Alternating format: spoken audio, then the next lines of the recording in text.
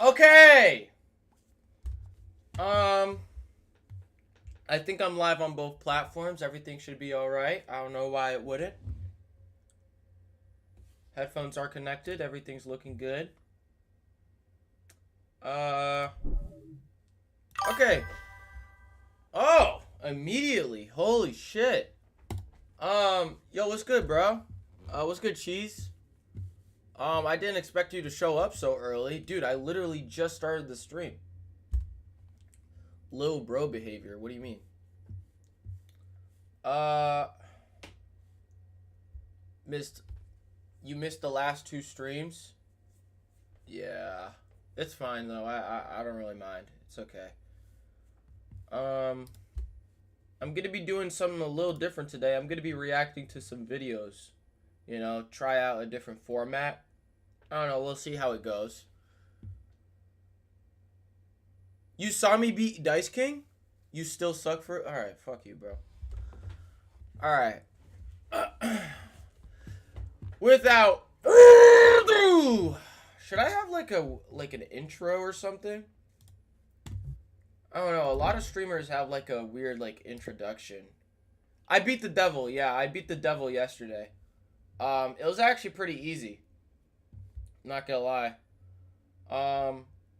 Cause here's the thing. I didn't know you could spin around and like get the genie to get like an extra life. I didn't know I could do that. You know, if you like, if you like spin the analog stick in the overworld, then the genie pops up and gives you like 3 extra lives. And I was like, okay, I mean it's in the game. It's technically not cheating, you know. Are you gonna play the DLC? I don't know. I'm thinking about it. I'm a marinate. I'm gonna let it marinate for a while, cause I don't want to hop straight back into it. You know, I want to do some other shit. So, uh, okay, I gotta figure out how to do this. 200% Cuphead. Bro, I'm not a Cuphead streamer. I'm not a Cuphead streamer, bro. I want to do other shit. I don't want to just play Cuphead, bro. Okay, so here's the first video I'm going to be reacting to. Hold on. Actually, I want to choose one.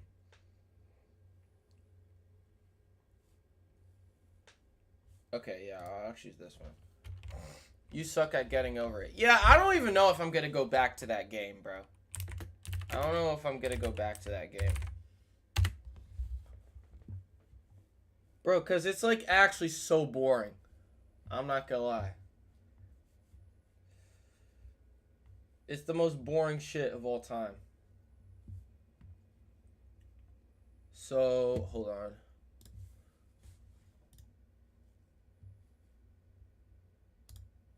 Let you be mod? Bro, there's no reason to make you mod yet. I keep telling you that, and you don't seem to understand.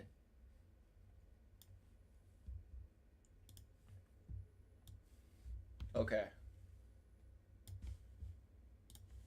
Move this over here. If he never comes... If what? Let me mod Awesome Sauce? If he ever comes back? Maybe. I don't know. Okay, so...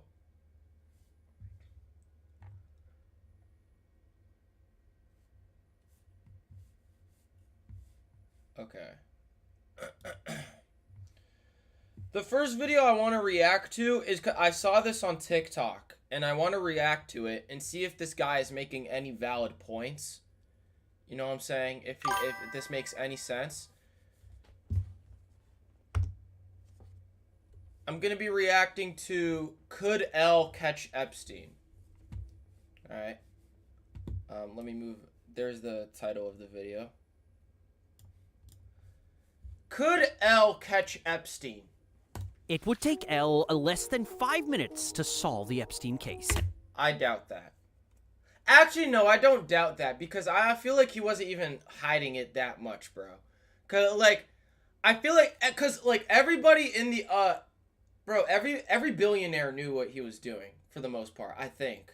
I don't think he was even trying to hide it that much. Elon Musk knew about it. Donald Trump knew about it, I think. And like a bunch of other individuals knew about it. And isn't like, bro, L was like, I don't know. L had a lot of power. I don't know if he'd know about it, but like 5 minutes is crazy. And that's me being generous. Let me break down exactly why, and more importantly, how. Spoiler alert, I'm also going to bring up Light Yagami, so you absolutely need to watch till the end of the video. First, we'll power scale L to understand the depth of his genius. You see, in the world of Death Note, the three greatest detectives on Earth, L, Geraldo Coyle, and Denev, are actually all the same person. And this man has been at the top of the global investigation scene since he was only 8 years old, which is when he single-handedly prevented World War III. Now, the public records... Did he actually do that? There's no way he actually did that. That's not mentioned in the anime, I don't think. L prevented World War III at 8 years old? Is that what it said? Years old, which is when he single-handedly prevented... Yeah, bro, 8 years old preventing World War III? This guy could have caught Epstein easily. I'm not gonna lie. World War III. Now, the public record says he solved over 3,500 difficult cases, but the real number is significantly higher because of those alternate identities. To give you an idea of the scale he operates on, Mello, one of his successors, once mentioned that L maintains at least triple-digit active codes for various detective personas. Still, if you want the one intelligence feat that's relevant here, it's this. Back when his rogue successor, Beyond Birthday, created a crossword puzzle so complex that an entire team of policemen gave up on it, and even the elite FBI agent Naomi Misora thought it was designed to be impossible. Damn, L solved it in... Bro, what the fuck? Yo, but I don't think Epstein is Palm Beach Pete. I just think they're like they look alike. I'm not gonna lie. Hot take.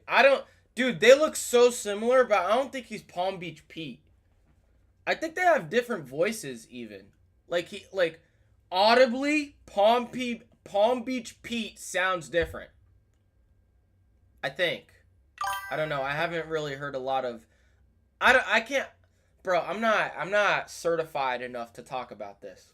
I don't know. Instantly. And Beyond Birthday is not a fraud. He is the primary antagonist of the Los Angeles BB murder cases novel. And he's genius enough to act as L's evil clone. When he tried convincing Naomi that he was actually L, he read a 376-page book in under 5 minutes and memorized every page perfectly. Now, if he's pulling off feats like that... Did that... L do that? Convincing Naomi that he was actually L, no, the other guy did that. 376-page book in under 5 minutes and memorized every page perfectly. Now, if he's pulling off feats like that and L is superior to him, you can imagine what L's photographic memory looks like. So when I say L can solve the Epstein case in 5 minutes, I'm not being hyperbolic. If anything, I'm being conservative. This man processes information faster than entire government investigative bureaus combined. He can monitor dozens of computer screens simultaneously and absorb every data point perfectly. And because he immediately understands every data point, he can weigh every probability in real time and calculate precise percentages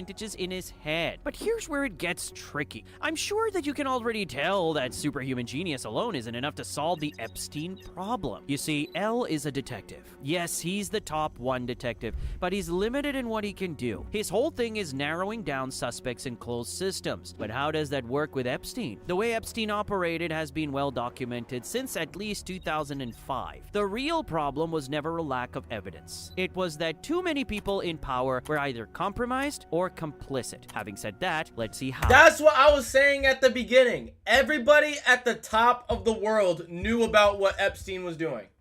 Everybody knew what Epstein was doing. It's just that the question is whether L is part of the top of the top of the world or not. He does have a pretty good jawline. Or had. He's not alive anymore, unless he's secretly Palm Beach Pete. But does L have access to the top of the world? That's the question he's trying to solve, I think. Or the question that needs to be solved.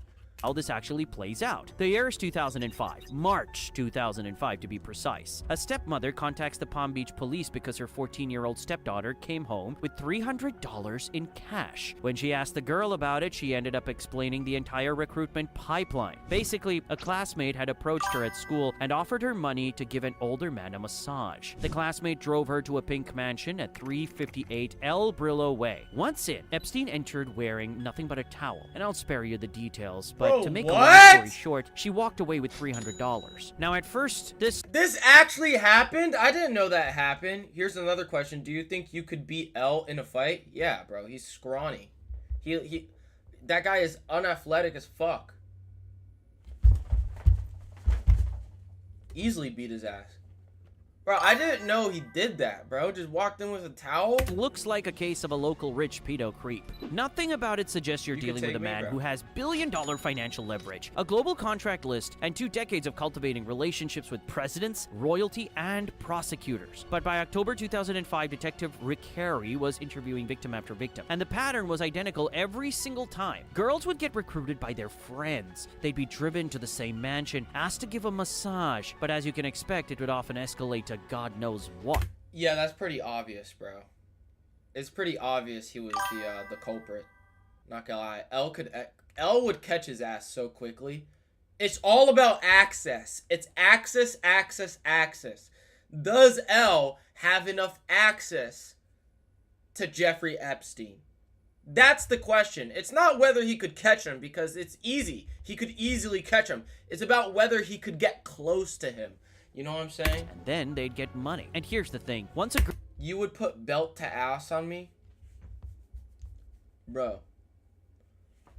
Don't let me find out where you live, bro. girl was in, she was in. She'd be pressured to bring more girls, which is how the network just kept expanding. And Epstein was particular about them being young. So, okay, Rick Harry built his case methodically. He collected everything from property records proving Epstein owned the mansion, to flight logs showing travel between Palm Beach, New York, New Mexico, and Little St. James Island in the Caribbean. Not to mention witness statements describing the same housekeeper, the same recruitment methods, the same cash payments. He documented everything. By May 2006, Detective Joseph Recarey submitted a comprehensive probable cause affidavit to the Palm Beach County State Attorney's Office. It was the culmination of an 11-month investigation, and clearly had overwhelming evidence for direct charges. But rather than filing charges based on Recarey's affidavit, State Attorney Barry Krischer took the case to a grand jury, and the grand jury returned a very limited indictment. And as we know, it ultimately led to the controversial 2008 non-prosecution agreement.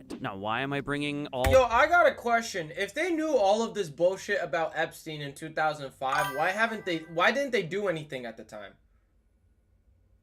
Like, why didn't they... Is he just that powerful? Is he just that powerful? Like, I don't get it. I don't know a lot about the situation. this up to show you just how much was known even back in 2005. Plus, for this scenario, we're going to assume L gets a chance to look at Recarey's affidavit in May 2006. We know the Death Note anime came out in October 2006, right? Well, even though the Oh, okay. So if we're placing L in the time period of 2006, what would L be able to discover in 2006 when the Death Note anime came out? Wait, the anime or the manga? The manga.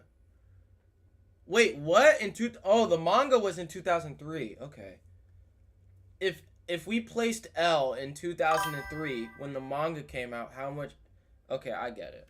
manga came out much earlier, for this scenario, let's just say that the main story of Death Note took place between 2006 and 2007. So this would be a few months before Light picks up the Death Note. And here is exactly how L solves it within 5 minutes. He goes through the affidavit, and immediately, within minutes, he solves the case. And I don't mean the way Recarey did. No. L goes much deeper. He connects the dots how? and realizes instantly that Epstein's ring is global. He sees that it implicates a stupid number of powerful people. We're talking billionaires, government officials, presidents, royalty, and more. Plus, L also figures out that Epstein is systematically collecting blackmail material on all of these powerful figures for a specific country that just popped up in everyone's head. Now, I'm not going to get too deep into specific names or the countries involved to keep things straightforward for the video, but basically, L realizes that by 2006, Epstein had already been operating for decades. Most importantly, he understands that Epstein currently holds more institutional power and protection than even he does. The #1 detective in the world. Naturally, this also confirms that the Department of Justice and the FBI he worked... Bro, I'm sorry. I think any detective would find out that it was Jeffrey Epstein. I don't think L is that unique in this case, bro. Cause it's so obvious. It's so obvious it's him. It's just they couldn't do anything about it. They couldn't do anything about it. Bro, what's it called? The affidavit or whatever? Bro, from this paper, where am I? 554. Where is it? If you gave this piece of paper to any detective, like any detective, I'm pretty sure they'd be able to figure out Jeffrey Epstein is a pedophile. Like, I don't think L is this unique. I don't think he's that powerful. I'm sorry. Detective in the world. Naturally, this also confirms that the Department of Justice and the... Am I still lagging? Am I still lagging?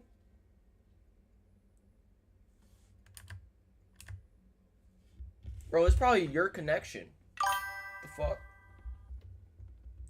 Anime's butt, by the way. Okay. Understands that Epstein currently holds more institutional power and protection than even he does. The #1 detective in the world. Naturally, this also confirms that the Department of Justice and the FBI he works as part of are compromised. This is where it stops being a detective case. You see, in Death Note, L commands Interpol, Japanese National Police, FBI liaisons, and the Kira Task Force. He has institutional authority, but that also means he needs the system to actually work with him. Now that same system is compromised and complicit.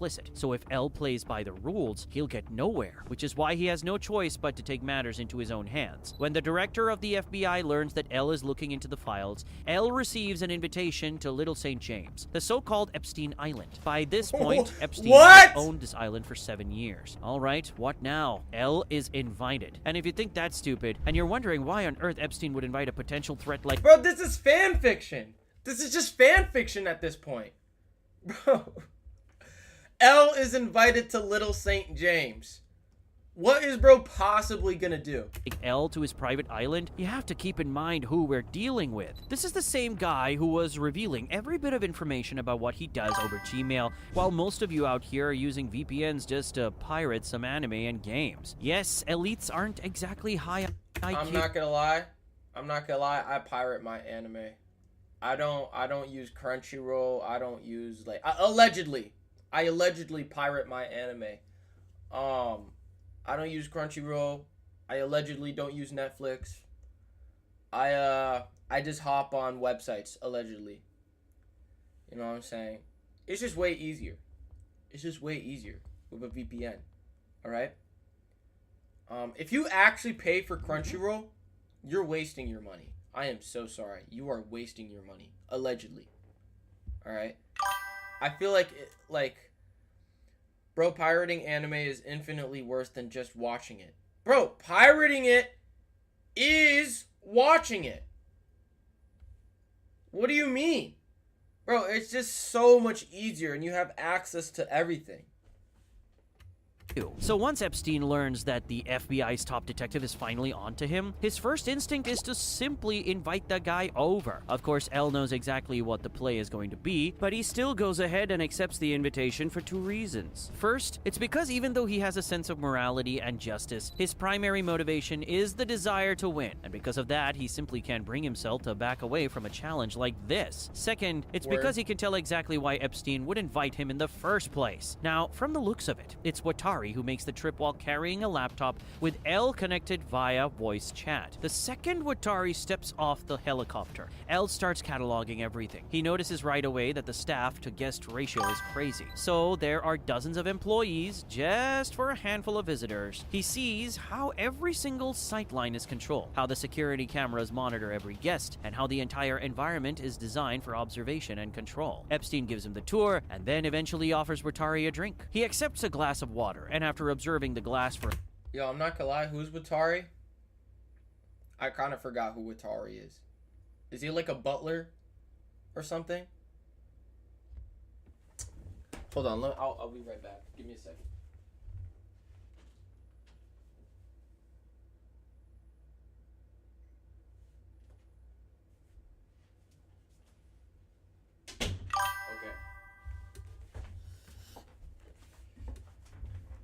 You look chopped. Okay, buddy. A split second through the screen, he takes a sip, They sit on the terrace, and at this point, Epstein just goes ahead and comes right out with what he's doing. He explains how he has the most powerful people in the world on camera, everyone from presidents and royalty to prime ministers, bankers, and scientists. Epstein leans forward, and as Elle sees the void in his eyes, he reveals that what he and his backers are ultimately seeking is control. Then Epstein extends his hand toward the laptop and offers Elle a chance to become an equal partner. He wants to use Elle's brain to help him expand his network so that they can eventually gain control of the entire world together. Elle remains completely calm while he processes Epstein's specific phrasing and body language through the feed. He can tell that Epstein actually believes this, and that he truly wants to be the invisible hand moving civilization. He can also see that Epstein isn't afraid of him at all. If anything, Epstein is actually excited by him. Now, Epstein was clearly expecting some kind of a big response here, but Elle stays completely quiet on the voice chat. Then Watari walks back to the table, picks up a few wrapped chocolates, and puts them in his pocket. He just says, "I'll take some for the flight if you don't mind." And with that, he asks a staff member to tell their helicopter pilot that they're ready to leave. The moment is so absurd and so deliberately anticlimactic that Epstein doesn't even know how to respond. He expects a negotiation or a rejection, or maybe even an acceptance. But in all the decades he has operated, he had never experienced a complete dismissal like this. He thought that since Elle already knew the truth, he could just offer him a partnership. But this is how it went? Little did Epstein know that the reason Elle didn't respond at the end was because the voice chat was actually a recording. I mean, did I mention that the helicopter pilot is actually Elle himself? He wanted to physically observe the island with his own eyes, so he tagged along disguised as the pilot. All the while, his voice recording kept Epstein occupied. Next, as the helicopter takes off, Elle looks down at the compound, shrinking below him. Okay, what now? If the FBI director is already compromised, and if Epstein's influence extends across multiple countries, how is Elle going to defeat him? It's a problem, especially considering how the longer it takes, the more Epstein's influence is going to grow. Plus, you have to remember this is still 2006, which is well before what happened in 2008. Elle knows that he has to act right away, so he decides to go all in on the affidavit. He realizes he has to crack everything Epstein has built to neutralize that influence, and that includes making the truth mainstream as early as possible. In our world, it's taken until basically this year for the general public, especially in Western countries, to get a clear idea of what was really going on. But Elle needs to get it out within 20 hours, not 20 years. He starts by looking into potential journalists who might already be onto Epstein, and while he's reading through the Miami Herald, he finds Julie K. Brown. She's already doing exactly what he needs. In reality, how do you defeat Epstein? Like, do you just kill him? Or like you just make everything go public? Is that like the move? Like in Elle's position, like what is he supposed to do? He's supposed to make it go I mean, he's trying to make it go public, I guess, but like, is that gonna stop him? I don't think so. she's the one who eventually got the former police chief and lead detective to talk publicly about how the case was sabotaged. And her series, Perversion of Justice, was what explained how Epstein secured that lenient plea deal in 2008. Okay, so Elle seeks her out immediately and shares everything he has learned with her. Now, Elle knows that journalists can only do so much. They publish... Yo, this is actually just fan fiction, bro. Wait, when was this written? Is this this was written like 2006? The book? This is a book?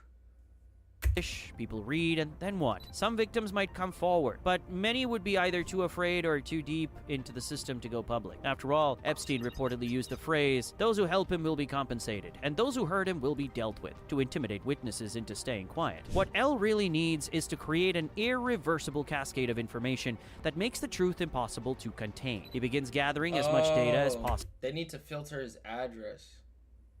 Word.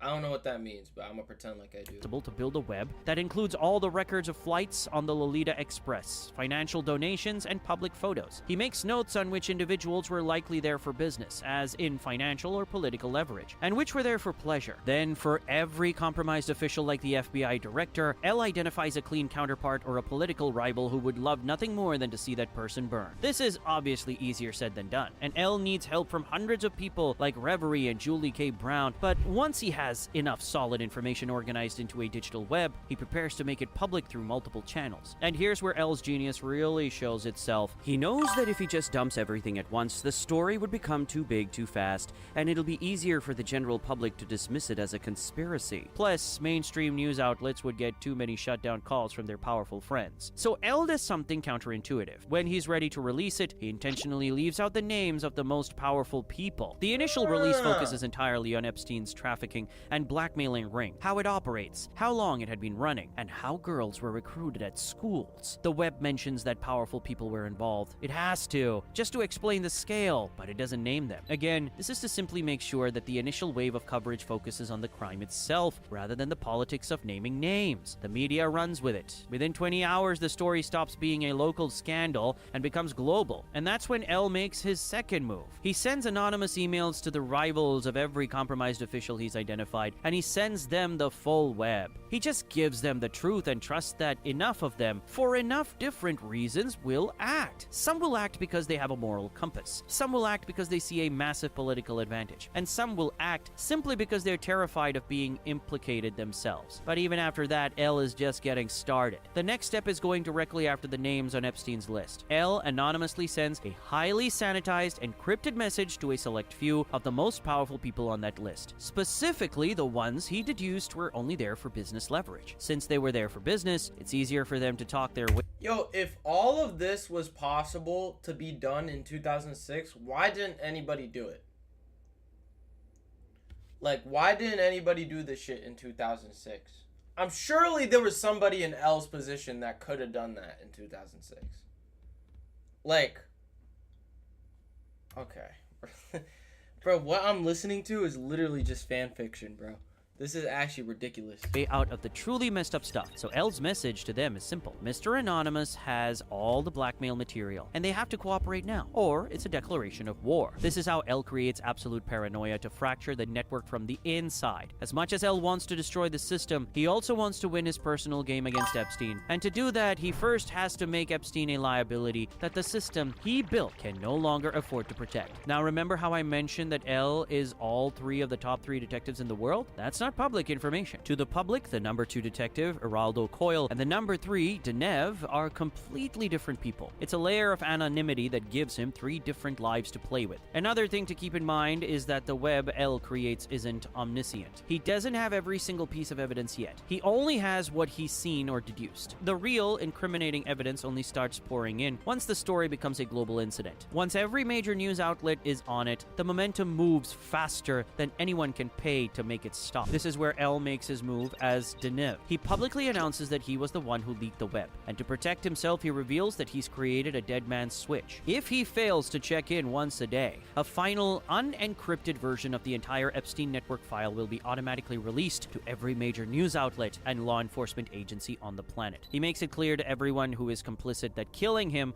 only makes it worse. And while this looks like an ultimatum, it's actually pure smokescreen to further crack the network. You see, Epstein knows L is behind this because everything started falling apart the moment L entered the chat. However, Epstein's acquaintances, the powerful men backing him, have a different idea. They are not going to go down with him, especially when they realize they can simply launder their crimes through Epstein. And L knows exactly what they're thinking. In his room, he breaks down how Epstein's only utility to his backers was his ability to operate in the shadows. That utility is now gone. He's become a blindingly bright point of light in a scandal that threatens to engulf them all. And because of that, they won't protect him anymore. They'll make him the scapegoat and hope that his conviction calms the public outcry. And it works. Within a month of L getting involved, Epstein is convicted, and L doesn't stop there either. Over the next few months, he gradually releases information about the other offenders one by one, and keeps the entire network in a state of terminal paranoia. Naturally, once it becomes clear that Deneuve would keep leaking information, regardless of whether he is dead or alive, the hits start getting called in. Multiple contracts are put out on both L and Deneuve. This is where one of them seeks out the help of the world's second best detective, Geraldo Coyle. And of course, that is also L. To create a false sense of security, L uses his Geraldo Coyle persona to stage the deaths of both L and Deneuve. It creates a massive wave of public outrage. But the people who hired Coyle are satisfied.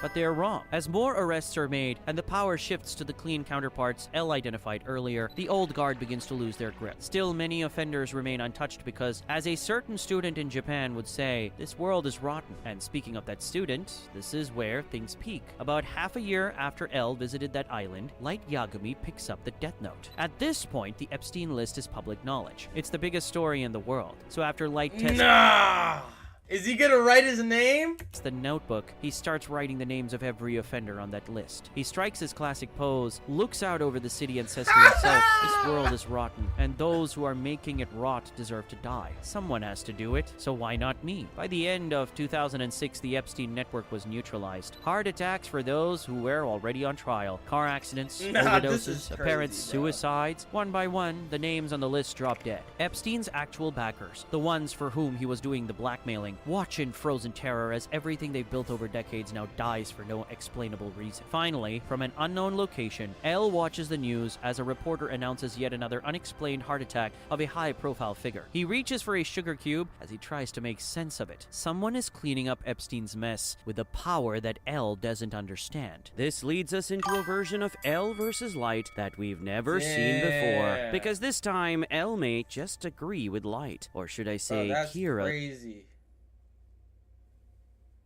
No, that low-key makes sense, but that doesn't sound like it'd take 5 minutes. I mean, I guess the initial, like, he'd figure out it was Epstein in 5 minutes, but actually getting Epstein, like, evicted, or, no, not evicted, or guilty, incarcerated. Actually getting Epstein incarcerated would take a little longer, fair? Yeah. Alright, that was a good video, fair. I like that video.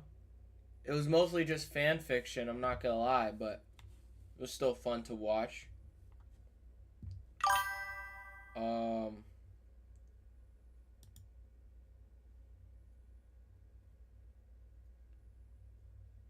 What do I want to watch now?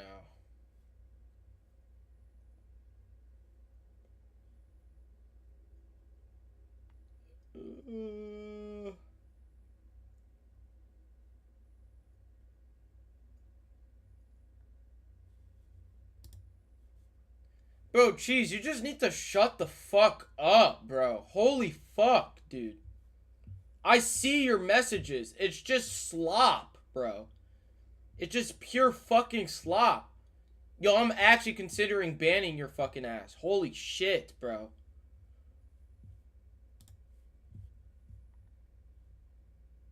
Holy slop, bro. Nothing to do with the video. Okay.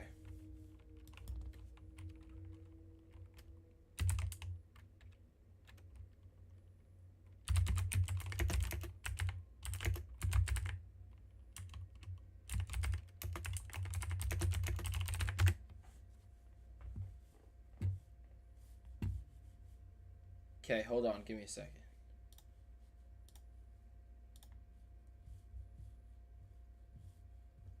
I should play Hollow Knight. Yeah, I have Hollow Knight. I already have it downloaded and I haven't played it yet. It's just, I don't know. It's just a really quiet game. That's the thing about Hollow Knight. It's really quiet. There's not a lot going on screen. So I don't know if it'd be that stimulating.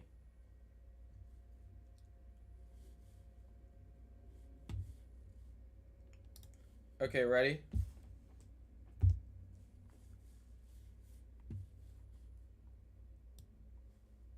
Clavicular is what Nietzsche warned us about.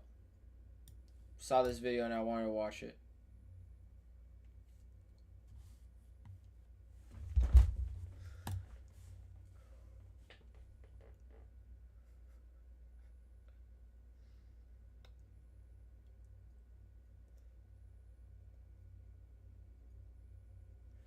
Now, how could that possibly have anything to do with clavicular? That's my question. Yo, there is no volume? Oh, shit. My fault. Hold on. You're right. Clavicular is what Nietzsche... Hold on, let me do that again. Alright. Clavicular is what Nietzsche warned us about. It's a philosophical video about clavicular. Clavicular is what Nietzsche warned us about. Friedrich Nietzsche was a 19th century German philosopher who had a chilling warning about the future. If you gaze long enough into the abyss also gazes into you. Some people see Clavicular or Braden Peters as a self-help creator or an influencer to help you increase your looks. Other people see him as entertainment. Bro, how but I does see this something man have much anything to darker. do with... I see the How does this man have anything to do with Nietzsche? Or Friedrich Nietzsche? How do you pronounce his name? Nietzsche? Niche. Whatever. exact cultural sickness that Friedrich Nietzsche diagnosed over 100 years ago, fully optimized for the internet age. I see Nietzsche's worst fear, living, breathing, and streaming, contaminating the youth and future generations. Is he dead? Hopefully. Oh, that's when that audio is from when he blacked out, I think. But then again, how does that have anything to do with Frederick? I'm just gonna call him Frederick. Friedrich Nietzsche famously said, God is dead. And a lot of people misinterpret what he meant by that. He wasn't making a religious argument. He was giving a warning. You see, for much of human history, people believed that their lives pointed to something higher. God, truth, virtue, being a good person, something that was beyond themselves. And that higher meaning, it gave life direction. It made people share with others when they had little. It made people forgive each other when they wanted to seek revenge. It made people restrain themselves when anger would have felt better. It made sacrifice and living unselfishly make sense. But Friedrich Nietzsche believed that in modern times, people stopped believing in that higher source. And when the reason to believe in something... I think it doesn't make sense. I think believing in a higher power is perfectly sound.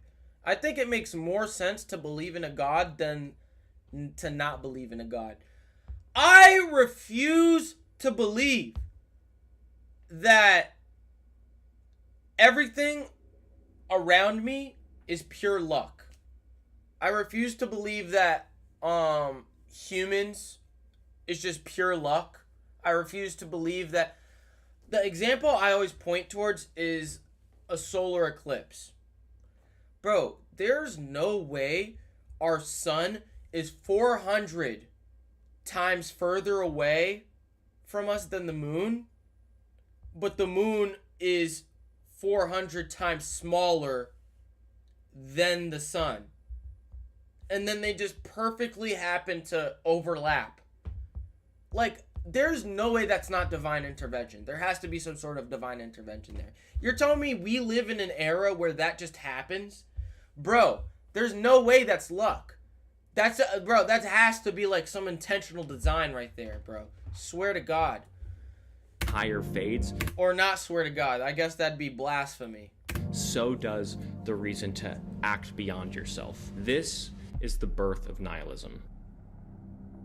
Nihilism is the belief that life has no higher meaning or purpose. Nietzsche warned that if there is nothing higher to aim at, then where does our energy go? He feared that instead of rising to create deep new inner values, people would turn inward. He feared that the self would become the new focus, the new project, the new thing to perfect. And with Clavicular, we can see this clearly. When there is no shared sense of purpose, when we are not striving to become better internally, we strive to become better externally. Looks maxing or obsessively optimizing your image or status replaces the harder work of transcending yourself, of trying to become a better person. It begins to look like a kind of self-worship, building and polishing the image of the self as if it were something sacred, as if it were a god. Where do you... Nah, this guy's low-key making sense, bro. He's actually low-key spitting, dude. I'm not gonna lie. Rank male beauty in like the kind of scale of what's important, like The highest. like higher than like kindness or something. Yeah. Instead of That's crazy. That's crazy. I'm not gonna lie. That's insane. Insane. I almost vomited. What the fuck? You know when you like burp, but then you like... Never mind. asking how to grow in character, how to grow in depth, how to grow in truth, the focus shifts on how to look better, how to gain more followers, how to achieve more status, how to mog more people. And when meaning collapses, when nihilism grows, anyone or anything that stands in the way of the self can feel unimportant. This is evident in the viral clip where Clavicular runs over someone in a Tesla Cybertruck. On Christmas Eve 2025, he was live streaming while driving in Miami. A man whom Clavicular claimed had been stalking and harassing him jumped onto the back of his truck. Someone in the car told him to drive. Clavicular accelerated separated and The famous Cybertruck incident, bro. If I was put in that situation, if there was some jackass on top of my car, I think I'd just wait until he gets off my car. But then again, he might not get off the car. So what do? Call the police? But then I have to wait for them to arrive. I might just run them over as well. I'm not going to lie. What else are you going to do? Like, what else are you... How are you supposed to handle that situation? Pull him off? Yeah, but that's exactly what he wants. He wants to interact with you. You know what I'm saying? Pull him off or get off my car or whatever. Like, get off my fucking leg. I don't know. I think he just wouldn't stop bothering you, would he? I don't know. I'm not quite sure what I'd do in this situation. man slid off the hood and went under the truck. On stream, Clavicular said, Is he dead? I don't know. Hopefully. the man survived, no serious Hopefully. injuries were reported, and police investigated and ruled that there was no crime. Clavicular claimed that it was self-defense, and the clip went viral. The moment is shocking, but more revealing than shocking. If Clavicular was truly trying to ascend, to grow on the inside, his first instinct wouldn't have been to run someone else over. Instead, his first instinct was the stream. Instead, his first instinct was himself. For Nietzsche, nihilism is when there's no higher value guiding your actions. When there's nothing above you, no moral anchor, no deeper purpose, the self becomes the higher thing. And when the self becomes the highest thing, everything else becomes secondary. Other people become in the background, obstacles become disposable, interruptions become threats. In that moment, the stream, the image, the performance mattered more than the person underneath the truck. That is nihilism in its purest form. That nothing is higher than the self. That is what Nietzsche feared. Not some dramatic evil, but a quiet shrinking of moral concern, where striving for something greater than ourselves is replaced by protecting and promoting ourselves. In one of Friedrich Nietzsche's books, Thus Spake Zarathustra, Nietzsche just This sounds like complete and utter absurdism. Not absurdism. This sounds absurd, bro. I mean, I guess what's the definition of nihilism? Hold on, give me a second. I want to actually understand what this guy is saying, talking to me about. Define nihilism. Nihilism is a philosophical belief that life is without objective meaning, purpose, or intrinsic value. Okay, so life has no value. But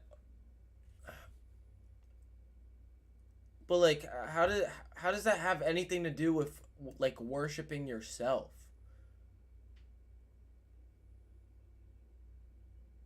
Life has no intrinsic meaning. This guy isn't defining nihilism. I don't think this is what he's talking about, bro.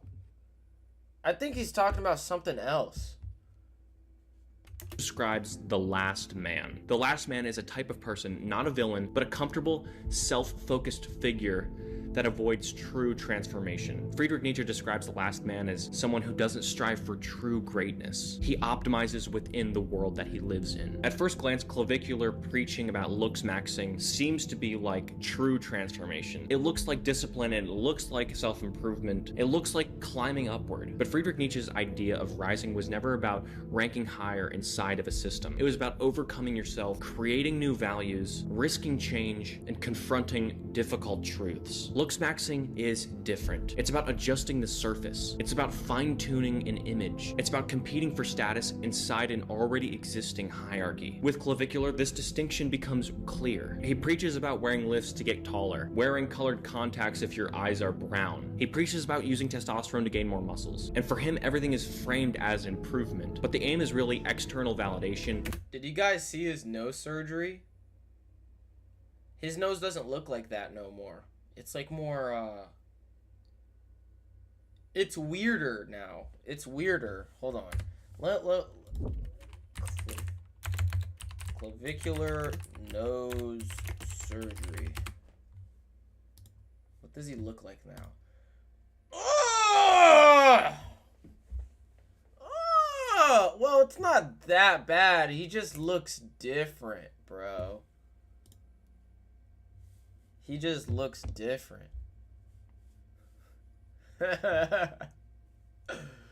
Bro, he actually ruined what he looks like. He like made his nostrils smaller. He made his nostrils smaller, bro. It's like yeah, it is like MJ. Oh, hell no. I don't know if I'm allowed to show that. Oh, shit.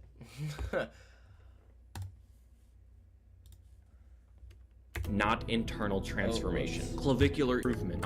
He preaches about using testosterone to gain more muscles. And for him, everything is framed as improvement. But the aim is really external validation, not internal transformation. Clavicular is what Nietzsche warned us about. Clavicular is the last man. A man who doesn't destroy the system, but optimizes to score better inside of it.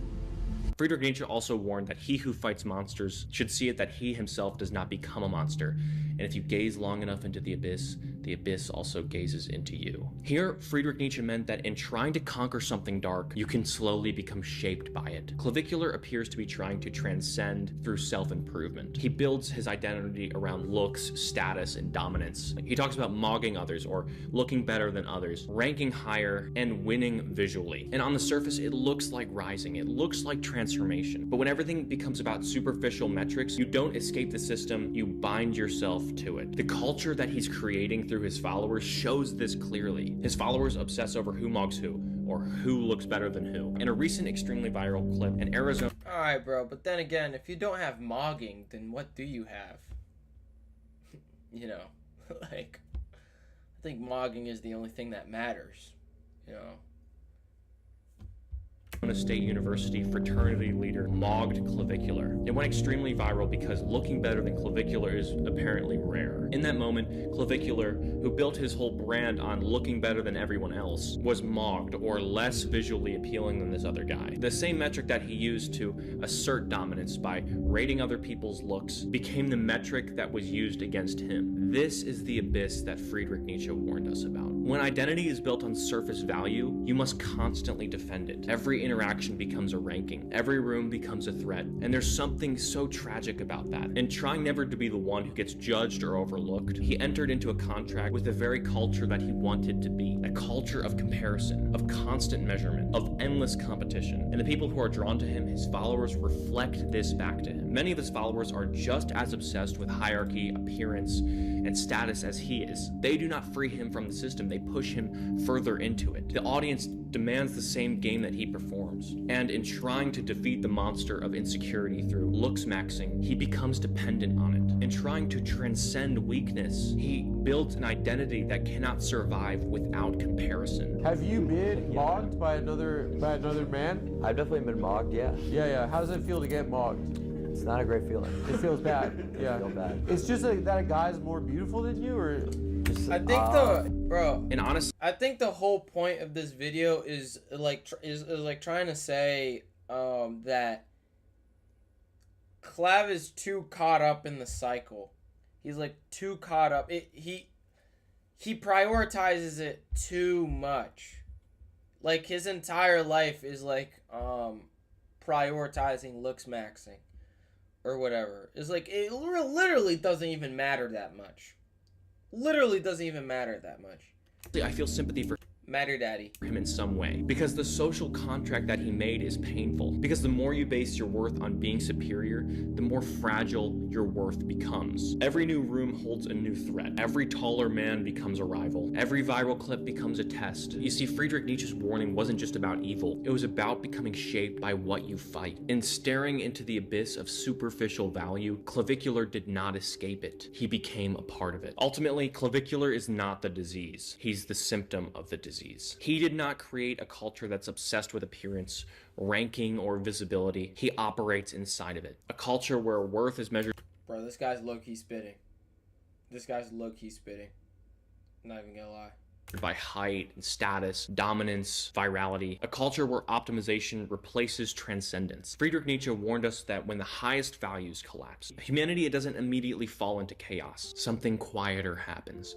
Meaning erodes, depth it shrinks, striving thins. In the absence of having something higher to aim at, in the absence of becoming a better person within ourselves, the self becomes the highest reference point. Clavicular reflects this condition. His world is structured around surface value. Who mogs who ranks higher than who appears superior. Even moments of real moral weight are absorbed into his performance. Not because he is uniquely corrupt, but because he operates inside of a system that rewards visibility over virtue. The danger, Friedrich Nietzsche believed, was not that humanity would become monstrous in a dramatic sense. It was that it would become small. That humanity would reduce greatness to calibration, transcendence to aesthetics, character to branding. To treat Clavicular like the sole problem would be missing the deeper issue. He's amplified because the culture is ready for him. He resonates because the values he already reflects are already widespread. If there's a crisis here, it's not one man's obsession with image. The crisis is in a society that no longer looks beyond itself and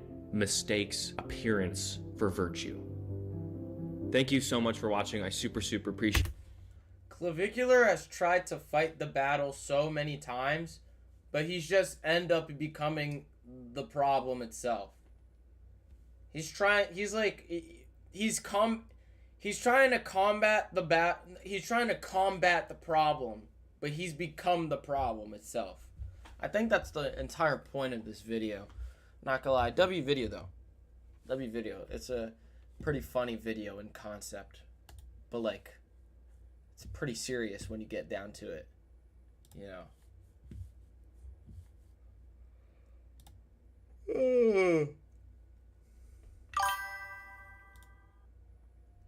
Bro, what about Minecraft? What do you mean? What about Minecraft?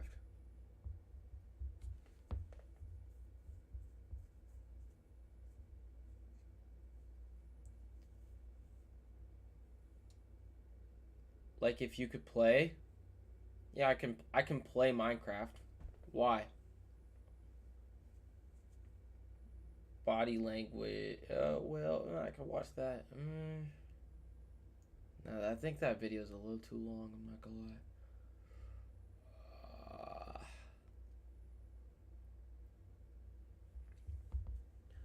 lie. Okay, something I want to watch is a very similar video. Very similar video.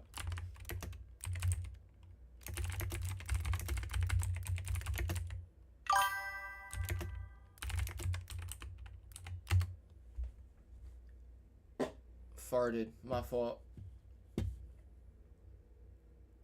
Farted again. My fault.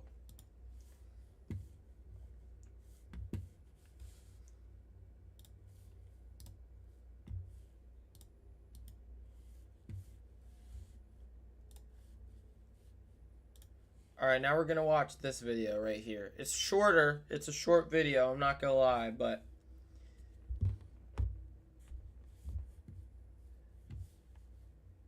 here's the title. Hold on. 6-7 Kid, the modern retelling of the myth in Daedalus and Icarus. Instead of a philosophical video, it's a philosophical video about we just watched a philosophical video about Clavicular. Now we're gonna watch a philosophical video about the 6-7 Kid. Daedalus and Icarus is a classic Greek tragedy. It's a story of pride and grief. The story goes as follows. Daedalus and his son Icarus were imprisoned by the king, right on top of a tall tower overlooking the sea. Now, Daedalus was a great inventor and observed the birds from his window flying and had an idea. In order for them to leave the tower, him and his son has to fly. The only ones who can fly are birds and the gods themselves. Using the feathers from the birds that perch on the side of the tower, some candle wax, and string, Daedalus constructed a pair of giant wings, one for him and his son Icarus. Daedalus warns Icarus to not fly too low near the sea, for the water may dampen the feathers, and not to fly too high near the sun, for the heat can easily melt the wax. Daedalus advises his son to just fly on the middle, for flying too high or too low can easily kill him. And then, with a leap of faith, the father and son started flying from their prison, soaring through the sky. Witnesses below them thought of them as the gods they worshipped, adored, and feared. Icarus, prideful like his father at his age, soared high. He wants to see what the gods see. He wants to feel what no mortal human feels. He wants to conquer the skies. Arrogantly flying higher, he ignores his father's cries for him to fly down. The sun slowly melted the wax off his wings. Too late to notice, or too ignorant to see it, his wings immediately turned to pieces of feathers that can't hold itself no longer. Realizing his fate, Icarus fell immediately to his death. But while falling, Icarus smiled, for he knew he soared higher than any mortal that has ever lived. Alright, but my question is, what does this have to do with 6'7"? You know what I'm saying? Like, what does this have to do with 6'7"? Like, well, why aren't we talking about 6'7"? Like, when are we gonna talk about 6'7"? You know what I'm saying? Like, how does this have anything to do with 6'7"? And would ever will live. The 6'7" kid is a trend. There it is. There it is. There it is. There it is. Now we're talking about, this is what I came for the video for. This is why I'm watching this video. I want to talk about 6'7". And would ever will live. The 6'7" kid is a Part of the video that actually matters. trending brain rot meme that will probably die out. The 6'7" kid is a trending brain rot meme that will probably die out in the next week. Sure, at face value, it's nothing more than that. But for me, its parallels with the tragic story of Icarus are so similar that it could be a modern retelling of it. All from the original video's purpose, people, and the meme's virality. Our Icarus, the main character, the 6'7" kid, his real name's Maverick Trevelyan, but we'll call him Mason for... How old is he? How old is this kid? Isn't he like... He looks like 14 maybe? 13? Is his name actually... Yeah, probably like 13 or something. Just call him Mason. I still have no idea how this could possibly be related to Icarus. video's sake. Mason, like Icarus, wants to soar to the greatest lengths, and in Mason's point of view, internet virality is the greatest feat his age can accomplish in this day and age. Seeing the camera pan to him, like a bird about to stretch its wings, Mason stretches out the biggest grin on his face, his eyes full of determination, and with all his pride, all his might, he says the words, 6'7", alongside the hand movements akin to... What does that even mean? Like, no, like, what was, like, the context behind this video? Like, why did he say 6'7"? Like, no, wasn't there, like... There was something relating to 6'7" that predated this video, right? A basketball player? Probably. I forgot what the context behind 6... Like, why do you even say that? You know, I forgot. I forgot why he said that. That of birds flapping its wings. Mason, ever the overambitious person like Icarus, reached the peak within that moment, hoping to touch the sun, hoping to be seen by all, admired by all. And before he knew it, And he's still big. Like, 6'7" is still huge. You know what I'm saying? It's still a big thing. Like, nobody's abandoned, like, the meme yet. So, like, I don't understand how he's fallen off, like Icarus. I don't know what point this guy could possibly make. hands felt the warmth of the sun. He has achieved it. Internet virality. All but with a cost. Like the wax on Icarus's wings melting. Mason becomes a laughingstock overnight, made fun of, ridiculed, and a disdain to be seen. The tragedy. I don't think he's made fun of. I mean, I don't think he's made fun of. If anything, I think he's praised. I'm not gonna lie. I think this video is inaccurate. Parallels brings tears to my eyes. A classic Greek tragedy masked by a modern brain rot meme from TikTok. Our story doesn't end here, because our story just keeps getting sadder and sadder. Our parallels to this Greek tragedy just don't end here, for we also have parallels to Daedalus himself, Mason's friend. The kid next to Mason, we'll call him Brad for the sake of the video, he is our parallels to Daedalus, and his parallels are almost accurate too. In the video, Brad shoves Who's Daedalus?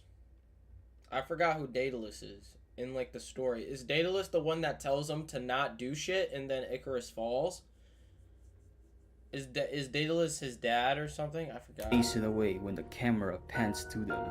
For some, this gesture might seem a form of hostility, a way for Brad to steal the spotlight. But for me, this is in parallel to Daedalus telling Icarus to not fly near the sun. This gesture is a warning to Mason to not go all out. Let me protect you. Please listen to my advice. But sadly, this did not end well. Mason took all the ridicule, all the bad rep. Brad failed to protect Mason, like how Daedalus failed to protect his son. The final parallel, however, is during Icarus's death. He was smiling, for he soared the highest than Alright, this guy's just yapping now. any mortal. Yeah, this guy's just yapping now. I'm not gonna lie. This guy's just yapping now. He has no idea what he's talking about. No idea what he's talking about. Doesn't even make sense, bro. Okay, he reached the peak of virality in that moment, but also became the laughingstock just as Icarus flew too high to the sun, experienced true bliss, and then fell because of that. I don't think 6'7" kid was made fun of, bro. I think he was praised, if anything. Imagine becoming like the one of the most recognizable images of all time. This guy's inaccurate. I didn't like that video too much. It's inaccurate. Inaccurate.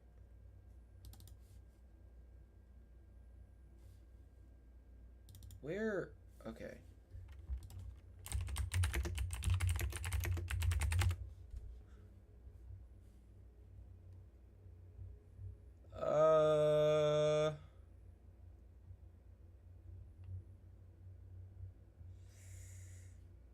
Okay, hold on.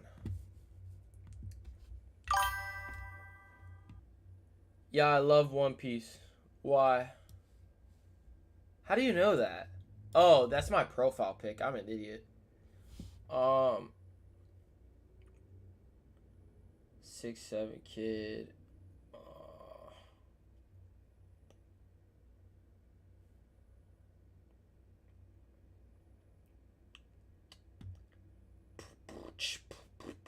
This video might be too long. I'm not gonna lie, to watch. Hold on.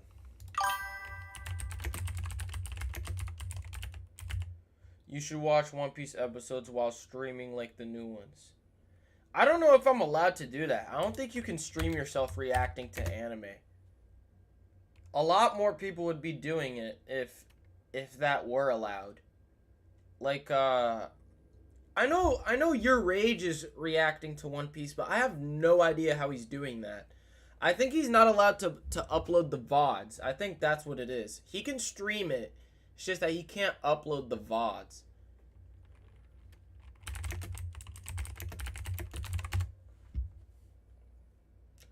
Oh, this video is 10 minutes long.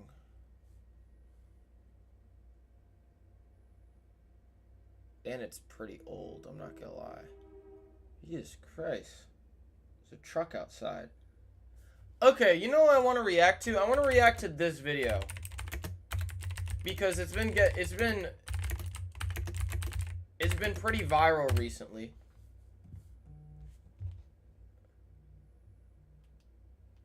It's been pretty viral recently. So, hold on. Viral on TikTok. Okay, so you guys know how like there's this like Cat in the Hat meme that's going on TikTok. Like it's like dark humor, but like with the Cat in the Hat movie. This video gives context to that. If you don't know, then boo-hoo. I don't know. Go search it up or some shit. But yeah, I'm gonna be reacting to this video about the Cat in the Hat movie. How Hollywood killed the Cat in the Hat. The Cat in the Hat is often remembered as one of the most bizarre releases of the early 2000s. The live-action version of The Cat in the Hat just wasn't a great idea. This isn't Dr. Seuss. It's not even pretty close. terrifying. But the adaptation of Dr. Seuss's classic story wasn't just a nightmare for audiences. Cat in the Hat was a horror show. They had to be on acid while making this movie. I swear. Who comes up with the idea of a live-action Cat in the Hat? How do you even do that? Like, in concept, how do you make a live-action cat? That is not a cat.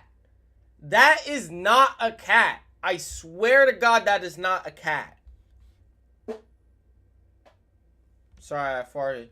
Both on and off screen. And at the center of the chaos was the actor who basically got blackmailed into putting on the infamous costume. In the year 2000, Universal Studios released the first live-action Dr. Seuss adaptation with How the Grinch Stole Christmas, and it was a hit. While the film wasn't exactly popular, I never actually watched this movie. I know it's big because who's the actor? I forgot his name. What's his name? I forgot. He's like super famous and stuff. He like plays Eggman in Sonic. How did I forget his name? Whatever.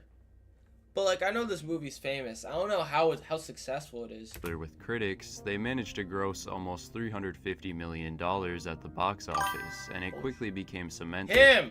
What's his name? I forgot his name! As a Christmas classic. So naturally, the company was eager to adapt more of Seuss's work, and The Cat in the Hat was an easy pick. The casting process was set into motion. The cat was initially supposed to be played by Tim Allen. He was interested in the role and even did some early stage preparation, but due to conflicting schedules with 2 other projects at the time, he ultimately dropped out. That's when the name Mike Myers came up, but the studio was reluctant. Myers should have been a great pick. He was known for his background in playing roles with larger-than-life cartoonish characteristics, perfect for capturing the whimsy of a Dr. Seuss book, and should have been a strong follow-up to Jim Carrey's iconic performance. Jim Carrey! That's his name. Jim Carrey. Dude, why do you type in Jim Carrey as soon as he says Jim Carrey? Too late, bro. What is that face he is making? It's making me uncomfortable. In The Grinch, but Mike was, to say the least, creatively conflicted at the time. In the late 90s, he had been working on a movie based on his popular Saturday Night Live character, Dieter. Welcome to Sprocket. I'm your host, Dieter. There was a deal with Universal, and they had already dumped millions of dollars into funding it when Myers decided to back out. He thought it was going to be unfilmable, claiming he could not in good conscience accept $20 million and cheat moviegoers who pay their hard-earned money for my work by making a movie with an unacceptable script. As a result, Universal sued Myers for breach of contract, and in response, he countersued the company. Eventually, they reached a settlement, and as part of Myers' agreement, he was contractually obligated to do another movie for Universal and make up for that loss. That's when he was cast as the titular character. Jesus Christ, bro. Jesus Christ. Whose idea was this? How do you even piss in that costume? How do you piss in that costume? What if you need a pee? Like, is there a zipper or something? Like, Bro, this looks terrifying. Of Cat in the Hat, which would end up being a huge mistake. He clearly did not want to be there. Maybe it was a lack of interest in the role, or maybe he just wanted to spite the company. Whatever the case was, Myers would go on to make the set miserable for everyone. Actress Amy Hill, who played Mrs. Kwan, described him as a diva, stating in an interview that he would rarely talk to any of the cast and crew, basically pretending they didn't exist. If he needed something communicated, he had information relayed through his assistants. She mentioned that he had someone on standby whose job was to just hold a Tupperware of chocolate and deliver them to him whenever he wanted one. He gave his chocolate guy more attention than some of his co-stars. It was just a horrible, nightmarish experience. I don't think he got to know anybody. He'd just be with his people and walk away. Yo, that's kind of some asshole shit right there. I'm not gonna lie. I feel, yo, like, having a chocolate lady by your side the entire time, bro, that's some dickhead shit, dude. Not gonna lie. He would reportedly show up late to set and take ages to get into costume and makeup, forcing everyone to wait for hours and delaying the schedule. When he finally did get to set, the actor micromanaged the entire production. They'd do a take, Mike would go look it over, talk to the director, and then do another take, over and over again. He wasn't communicating with the cast, so they never really knew what he was saying. All they did know was that director Bo Welch gave Myers very little pushback on this behavior, allowing him to constantly challenge the writers. Unfortunately, this was his first time directing a movie, so he was understandably intimidated by someone with Mike Myers' status. And when Myers demanded line changes and refused to I wonder where the kids are at today. I wonder how they're doing. Like this kid right here. Like these kids right here. Imagine being the most hated kids in Hollywood. shoot scenes, Welch felt he had to sit back and let it happen. It was his way or no way. He was supposed to be playing a beloved character from... Bro, I don't know how they do the nose. Bro, I don't know how they do any of that, dude. These two people are the same person. This is the guy underneath the costume. It's crazy. Where... One of the most iconic picture books of all time, but the off-screen tension made it hard for his co-stars to see him that way. The movie's confusing tone stemmed largely from Myers. Originally, it had a more kid-friendly script, but Mike felt he needed to insert crude adult jokes, innuendos, and awkward one-liners that he thought better suited his comedy style. Dirty hoe. He was used to the loose, improv-heavy environment of something like Austin Powers, where nearly 40% of the dialogue was improvised, though it should have been easy to see that this wouldn't translate well into a colorful, family-friendly Dr. Seuss movie. He turned the... Yo, I remember when I watched this film, it was insane, bro. It was like a literal acid trip. Like, nothing made sense. There was no plot. It was just all over the place, dude. Like, I'm pretty sure, like, the first half of the movie is just, like... basically the entire movie is just them fucking around in the house. Like, the mom leaves for work, right? And then the kids are left at home alone. Home alone. And then the cat shows up somehow, and then they just fuck up the house the entire movie. Like... That's the entire movie. There's like no plot. And then they have to get it all cleaned up before the mom comes back or something like that. Film into something unrecognizable from its original script, although he wasn't the only one to blame for the complicated environment. While this was Bo Welch's directorial debut, he was an experienced production designer, having worked on movies like Beetlejuice and Edward Scissorhands, which undeniably showed in the set design for Cat in the Hat. Rather than filming in an actual town or a traditional studio, they constructed an entire artificial neighborhood. Every aspect of it, from plants to roads to houses, was painted in an oversaturated style to achieve the cartoony, surreal vibe they were aiming for. I think we shot one day on one set where there was something real. That was the grass. Otherwise, everything else was manufactured. On the stages we went, everywhere we went, even the trees were fake. So when design... How much did this movie cost? If everything was manufactured, how much would this be? Jesus Christ, they must have lost so much money making this movie.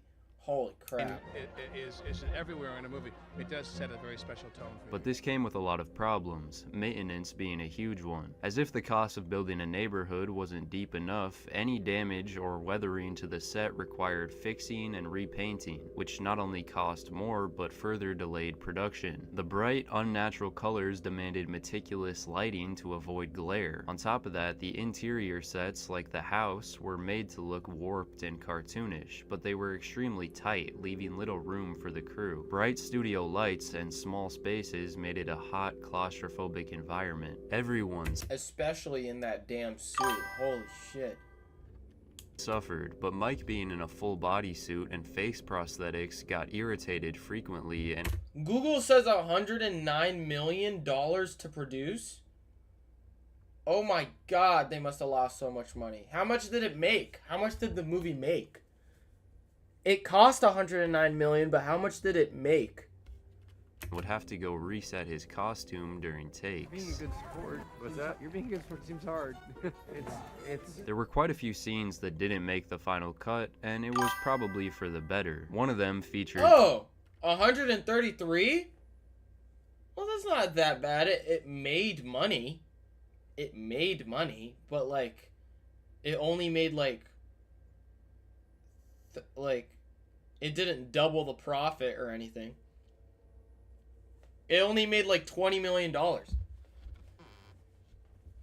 Yeah, it only made, like, $20 million. Thing 1 and Thing 2 trying to delay the mom's arrival, and to do so, they chug a mountain of water bottles. When she gets to the neighborhood, Thing 1 floods the streets with piss. What? Flood? There's not a cloud in the sky.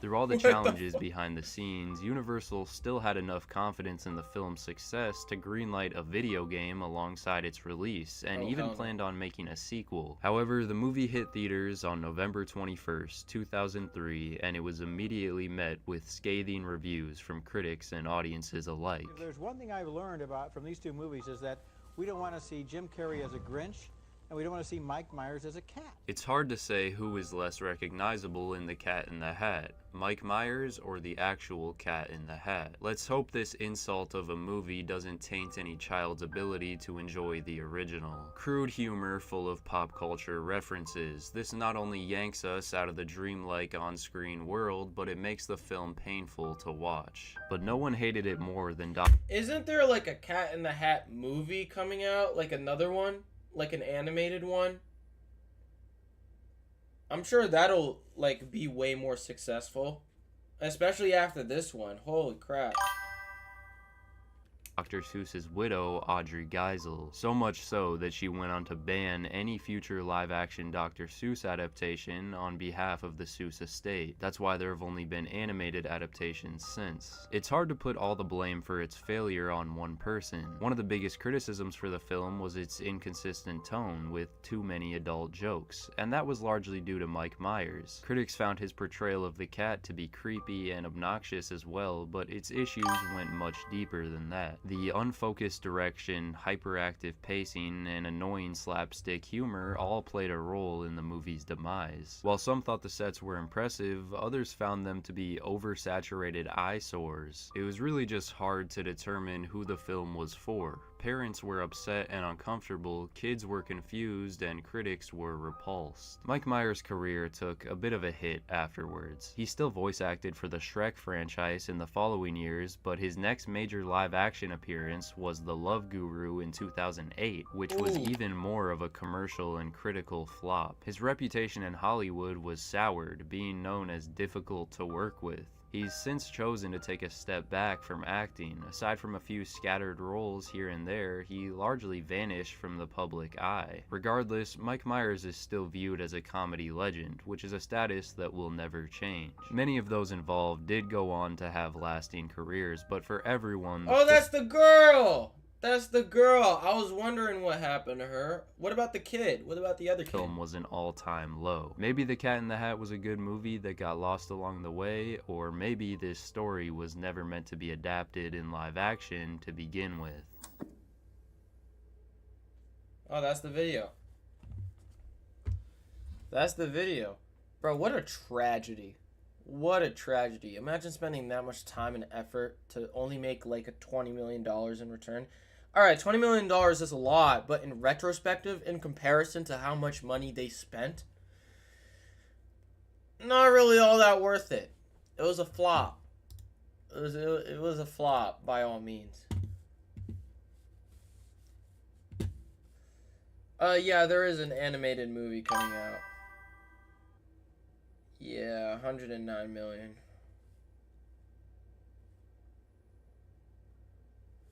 I think that's it for today. I don't know. I think that's it for today. Short stream today. Short stream, hour 20 minutes. You know. Don't really have much to say. That was fun though. That was fun. Alright, I'm gonna end stream. Is there a stream tomorrow? Probably. I don't know why there wouldn't. So, I'll probably be doing something else. I don't know if I'll be reacting to more videos. But, subscribe to the YouTube. Follow the Twitch. Yeah.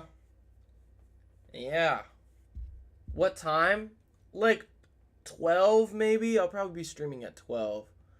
Or something like that. But yeah. Alright. Make sure you show up, I guess. You don't need to show up, alright? I'm not forcing you to show up, alright? But, yeah. See ya.